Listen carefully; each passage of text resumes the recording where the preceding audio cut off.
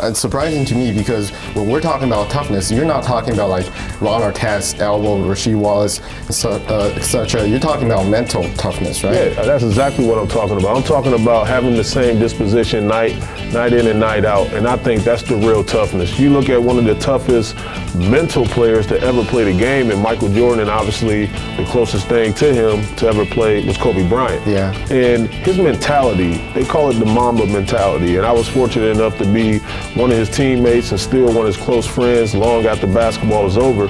And he's a guy that brought a certain edge to the game night in and night out.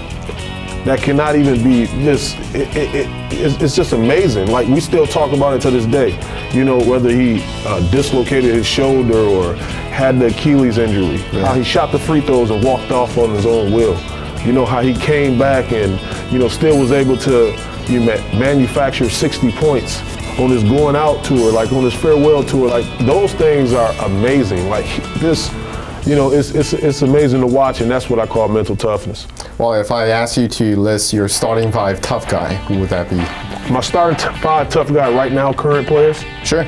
Okay, I would have to say, I would have to go with the biggest and brightest stars because it's tough to be great night in and night out. So with that being said, I would say LeBron James, 1.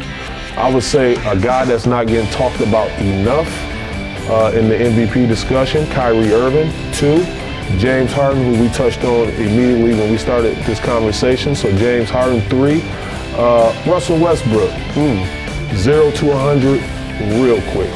Every night, same mentality, same edge. And then last but not least, this last one will be extremely tough.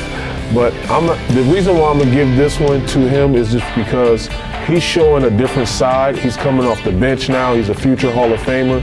And for someone to take that be ahead of the narrative and say, you know what, I'm gonna come off the bench and still find a way to be effective and great, Dwayne Wade. What about Dark Alley team?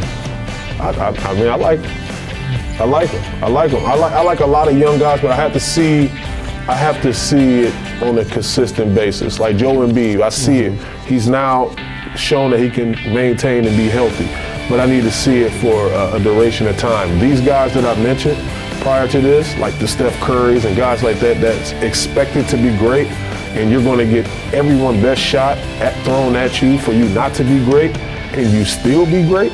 That's impressive.